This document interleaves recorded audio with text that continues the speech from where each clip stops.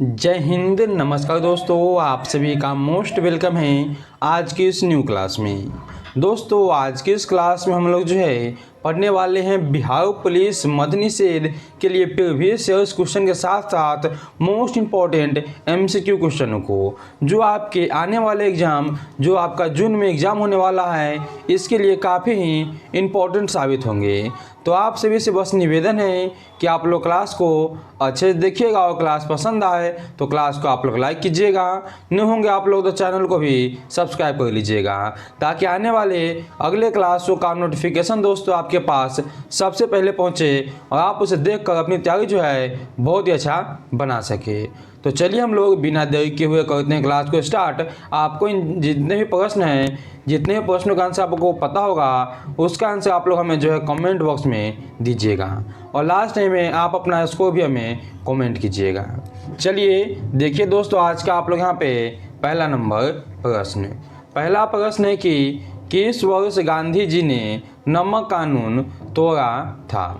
नमक कानून को भंग किए थे गांधी जी और कब किए यह बताने आप सभी को। तो 1930 में जो है नमक कानून को भंग किया गया। ऑप्शन नंबर सी हो जाएगा आप लोगों का बिल्कुल ही सही। चलिए देखिए क्वेश्चन नंबर 2 को, नमक सत्याग्रह की शुरुआत कहाँ से हुई थी। एकदम VVI इंपॉर्टेंट क्वेश्चन आपके लिए है। नमक सत्याग्रह की शुरुआत जो है यह कहाँ से हुई थी, यह कहाँ से हुआ आपके। तो आप लोग कहिएगा कि साबरमती आश्रम से हुआ था। ऑप्शन ए जो है आप लोग का यहाँ पे हुआ बिल्कुल ही सही होगा। आइए हम लोग देखते हैं अगले नंबर प्रश्न को। अगला प्रश्न आपका है कि गांधी इरविन समझौता कब हुआ था। एकदम VVI प्रश्न दोस्तों आपके सामने है। गांधी इरविन समझौता जो है कब हुआ। गांधी इरविन समझौता इसे ही हम क्या कहते हैं, दिल्ली समझौता। ये आपके हुए थे कब, तो 1931 में होते हैं। ऑप्शन नंबर बी जो है यह बिल्कुल ही सही होगा। 1931 में होते हैं आपके गांधी इरविन समझौता, जिसमें गांधी जी और इरविन के बीच समझौता होता है। इसी समझौते में गांधी जी अपने हैं 14 सूत्री मांग को प्रस्तुत करते हैं। इसे भी आप अच्छे से याद कीजिएगा। चलिए देखिए क्वेश्चन नंबर 4 को। चौथा नंबर प्रश्न आप लोगों का है कि गांधी जी का मुख्य उद्देश्य किस चीज़ का प्रचार करना था। तो गांधी जी का जो उद्देश्य था यह था क्या आपके, यह थे खादी प्रचार। ये ऑप्शन आप लोगों का यहाँ पे बिल्कुल ही सही होगा। आगे देखिए आप लोग यहाँ पे अगला नंबर प्रश्न को, साइमन यहाँ पे आपका साइमन कमीशन का विरोध किसने किया। एकदम VVI प्रश्न आपके सामने है कि साइमन कमीशन का विरोध जो है यह कौन किए थे। यह कहते हैं आपके लाला लाजपत राय। बी ऑप्शन सही है। साइमन कमीशन का पूछे आपसे कि बताइए गठन कब हुआ। इसका गठन आपका हुआ था 1927 को। और साइमन कमीशन जो है यह भारत कब आए, यह आपके भारत आए थे 1928 को। आपसे ही पूछ सकता है कि साइमन कमीशन के जो है अध्यक्ष कौन थे। आपसे पूछा जा सकता है अध्यक्ष कौन थे, तो यह थे आपके सर जॉन साइमन। कौन थे, सर जॉन साइमन ही थे। ठीक है, याद कीजिएगा सर जॉन साइमन ही थे। इन सभी पॉइंटों को आप जो अच्छे से याद कीजिएगा।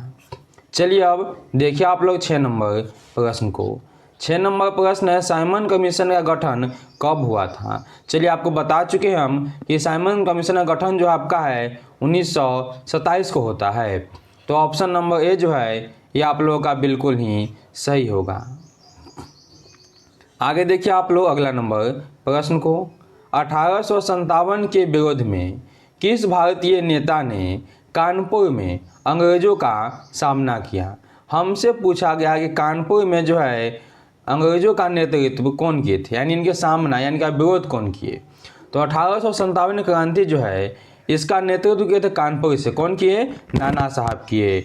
ऑप्शन नंबर हो जाएगा आप लोग यहाँ पे सी सही।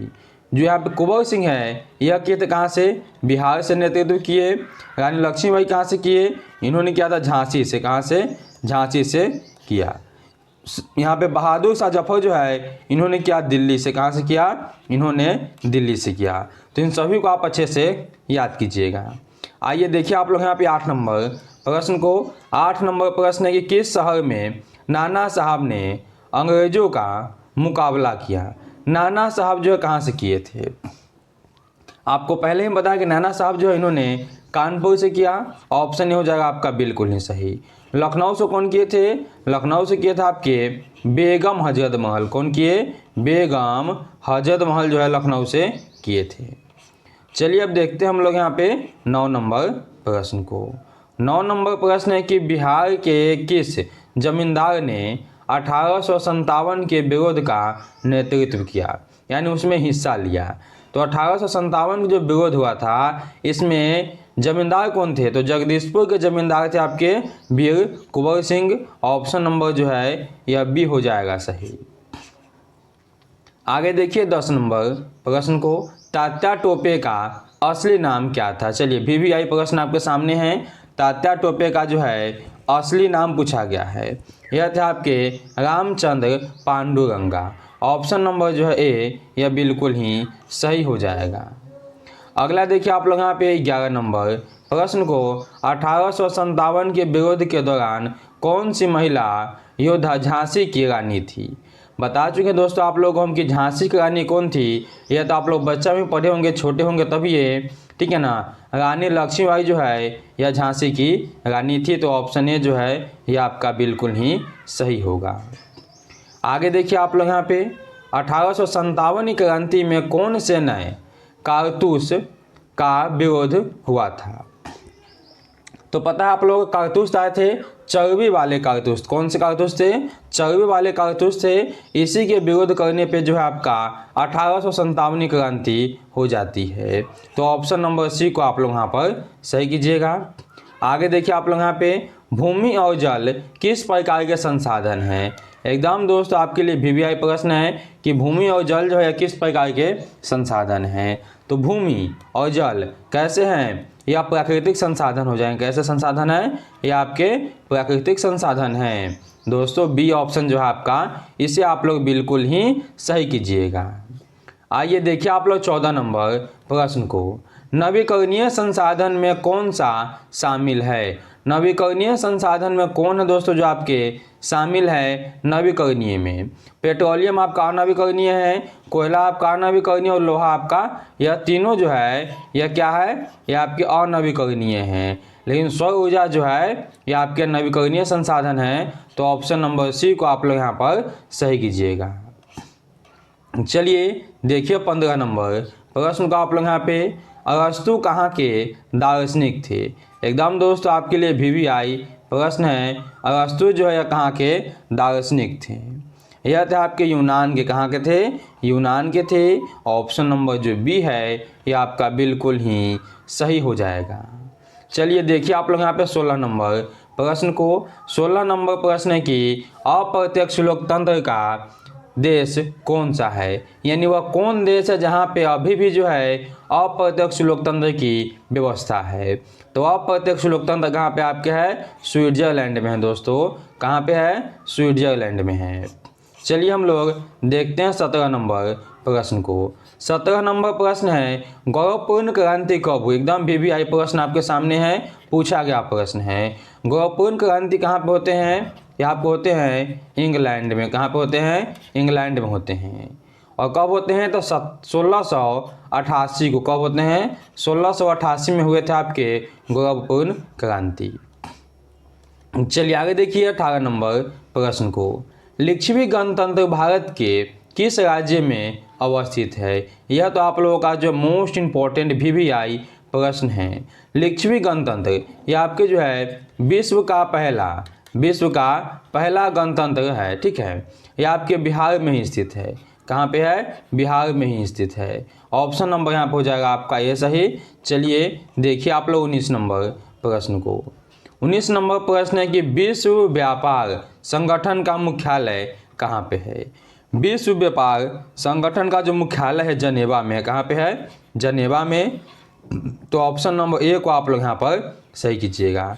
और विश्व व्यापार संगठन का स्थापना पूछे आपसे, स्थापना कब हुआ? इसकी स्थापना होती है 1995। कब हुआ? 1995 में इसकी स्थापना दोस्तों हुई है। इसे आप अच्छे से याद कीजिएगा।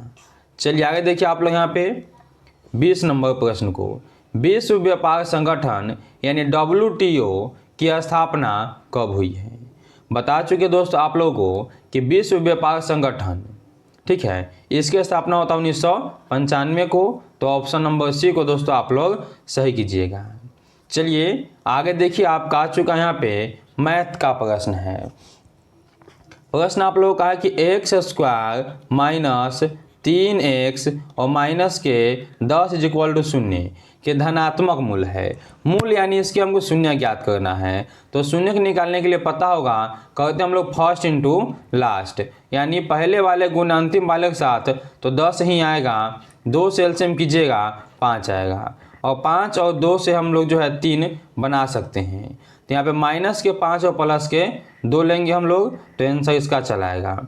लिखते हैं यहाँ पे x square minus 5x plus के 2x और माइनस के 10 इज इक्वल टू 0। इस दोनों में से कॉमन लीजिए और फिर इन दोनों में से एक कॉमन कीजिए। इन दोनों में से कॉमन कीजिएगा तो x कॉमन होगा, बच जाएगा आपका x और माइनस के 5। इन दोनों में से कॉमन क्या है, तो प्लस का 2 कॉमन हो जाएगा, ठीक है, प्लस का 2 कॉमन होगा, यहाँ से 2 निकल गया, बच गया x और 5 दूनी के 10 यानी 5 और प्लस माइनस माइनस होगा इज इक्वल टू 0। इन दोनों में से किसी एक को हम लिखेंगे यहाँ पे x minus 5 is equal to 0, और यहाँ पे x ये वाला प्लस का 2 इज इक्वल टू 0। इसको हल कीजिएगा तो माइनस के 2 निकलेगा, इसे हल कीजिएगा तो प्लस का 5 निकलेगा। तो हमसे पूछा धनात्मक मूल कौन सा है, तो प्लस के 5 आपका हो जाएगा। ये ऑप्शन आप लोग अच्छे से यहाँ पे सही कर सकते हैं। उम्मीद है कि आप लोग यह अच्छे से समझ में आया होगा और आप लोगों को वीडियो अच्छा लगा। चलिए फटाफट से वीडियो को लाइक कर लीजिए दोस्तों, और नहीं हुआ तो सब्सक्राइब भी कर लीजिए, तभी आपके पास डेली का जो है क्लास है आपको देखने को मिलेगा। आगे देखिए दोस्तों, आप लोग यहाँ पे 22 नंबर प्रश्न को, 22 नंबर प्रश्न है कि द्विघात समीकरण x square minus 5x plus के 6 इक्वल 0 के मूलों का योगफल ज्ञात कीजिए। हमसे पूछा योगफल, योगफल यानी अल्फा प्लस बीटा, इसका फॉर्मूला होता है माइनस b/a।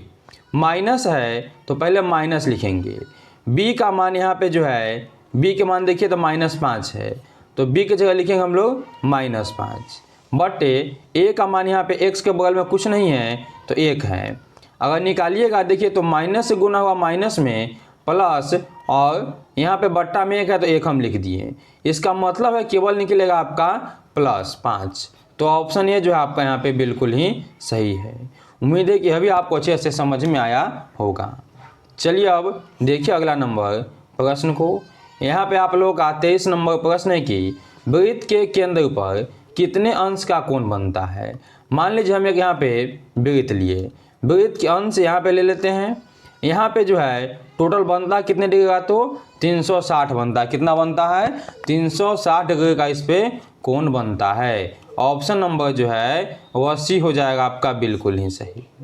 चलिए 24 नंबर क्वेश्चन जो है इसे हम लोग अच्छे से समझ लेते हैं, ठीक है। 24 नंबर क्वेश्चन आप लोग यहाँ पे ध्यान दीजिए। प्रश्न है किसी वृत्त के केंद्र में 13 सेंटीमीटर दूरी पर स्थित बिंदु P से खींची गई स्पर्शरेखा की लंबाई 12 सेंटीमीटर है, तो वृत्त की त्रिज्या ज्ञात कीजिए। यहाँ पहले हम एक वृत्त बना लेते हैं। चलिए छोटा सा हम यहाँ पे वृत्त बना लिए। वृत्त के केंद्र से 13 सेंटीमीटर दूरी पर स्थित बिंदु है। मान लीजिए यहाँ पे हम एक डाल देते हैं बिंदु, यह आपका वृत्त का केंद्र है। यहाँ से जो है इसकी दूरी है कितनी, 13 सेंटीमीटर है, ठीक है। बिंदु स्थित P, इसका नाम P है, खींची गई है। और स्पर्शरेखा की लंबाई 12 सेंटीमीटर, यानी यहाँ पे एक बिंदु है जो वृत्त को स्पर्श की, इसकी लंबाई यहाँ से आपका है 12 सेंटीमीटर। तो हमको बोला यह जो दूरी है यहाँ पे, यहाँ से यहाँ तक, इसकी लंबाई ज्ञात कीजिए। यानी आपका त्रिज्या है, इसकी लंबाई ज्ञात कीजिए। यहाँ पे डाल दीजिए P Q R, कुछ भी डाल सकते हैं, ठीक है ना। यहाँ पे डाले O P और Q, मान लिया हम यहाँ पे O P Q मान लिए। यह कैसे निकलेगा, इसको बोलते हैं कर्ण या आपका आधार। तो बहुत ही आसान होता है, आप लोग पढ़े होंगे कर्ण स्क्वायर इज इक्वल टू लंब स्क्वायर प्लस आधार स्क्वायर, ठीक है। इस फॉर्मूला पे आप बैठा के इसे जो है निकाल सकते हैं। या कुछ नहीं कीजिए, यह 13 का जो है 13 का स्क्वायर कीजिए और इसमें से घटा दीजिए 12 का स्क्वायर, तो 13 का स्क्वायर कितना होता है, और इसे आप रूट अंदर लगा दीजिएगा। 13 का स्क्वायर कितना होता है, 169 होता है, और 12 का स्क्वायर आपका होता है 144। घटाइएगा तो निकल जाएगा आपके पास 25। कितना निकलेगा, आपके पास निकल जाएगा 25 रूट अंदर, और 25 जब निकलेगा रूट से बाहर, यह बन जाएगा आपके पास 5। कितना बनेगा, 5 बनेगा। तो यहाँ पे आपका ऑप्शन नंबर डी में देखिए कि 5 सेंटीमीटर लिखा हुआ है। कितना लिखा हुआ है, 5 सेंटीमीटर लिखा हुआ है ऑप्शन नंबर डी में। तो यहाँ पे आपका डी ऑप्शन हो जाएगा बिल्कुल ही सही। चलिए देखिए यहाँ पे आप लोग 25 नंबर प्रश्न को, तंत्रिका ऊतक किससे बना होता है। तंत्रिका ऊतक जो है यह किससे बने होते हैं, न्यूरॉन से बने होते हैं। ऑप्शन नंबर बी को जो है सही कीजिएगा। आगे देखिए आप लोग यहाँ पे 26 नंबर प्रश्न को, तंत्रिका तंत्र का प्रमुख अंग क्या है। तंत्रिका तंत्र का जो है प्रमुख अंग यह होते हैं कि आपके मस्तिष्क होते हैं। क्या होते हैं दोस्तों, मस्तिष्क होते हैं। बी ऑप्शन आपका बिल्कुल ही सही होगा। आगे देखिए 27 नंबर प्रश्न को, मस्तिष्क के कितने प्रमुख अंग होते हैं या भाग होते हैं। तो मस्तिष्क को टोटल जो है 3 भागों में बांटा गया है। कितने भागों में, मस्तिष्क को 3 भागों में बांटा गया है। बी ऑप्शन सही कीजिएगा। आगे देखिए आप लोग 28 नंबर प्रश्न को, पिट्यूटरी ग्रंथि को किस नाम से जाना जाता है। पिट्यूटरी ग्रंथि को हम कहते हैं मास्टर ग्रंथि। क्या कहते हैं, मास्टर ग्रंथि कहते हैं। तो ऑप्शन नंबर बी जो है बिल्कुल ही सही है। चलिए आगे देखिए आप लोग यहाँ पे 29 नंबर प्रश्न को, जनन ग्रंथिया द्वारा कौन सा हार्मोन स्रावित होता है। जनन ग्रंथियों द्वारा जो आपके हैं यह स्रावित होते क्या, एस्ट्रोजन। एस्ट्रोजन आपका एक जनन हार्मोन है, और यह जनन ग्रंथियों द्वारा स्रावित होते हैं एस्ट्रोजन। ऑप्शन ए को आप लोग सही कीजिएगा। आगे देखिए आप लोग यहाँ पे 30 नंबर प्रश्न को, थायरोक्सिन की कमी से कौन सी बीमारी होती है। थायरोक्सिन की कमी से आपका होता है ग्वाइटर, जिसे हम घेंघा कहते हैं। ग्वाइटर या इसे हम क्या कहते हैं, इसे हम कहते हैं घेंघा। याद कीजिएगा, जो गले में से फूल जाता है, ठीक है ना, गले में। या आपके कहा ग्वाइटर या घेंघा, इसे आप कह सकते हैं। तो ऑप्शन नंबर बी आपका यहाँ पे सही होगा। दोस्तों यह थे आज के आपके काफ़ी मोस्ट इम्पोर्टेंट 30 क्वेश्चन। क्लास कैसा लगा आप लोग हमें कमेंट कीजिएगा, और इस 30 प्रश्नों में से आपने कितना सही किया यह भी आप हमें कमेंट करके बताइएगा। तो चलिए हम लोग दोस्तों मिलते हैं कैसे नेक्स्ट वीडियो में। तब तक के लिए सभी को जय हिंद, जय भारत।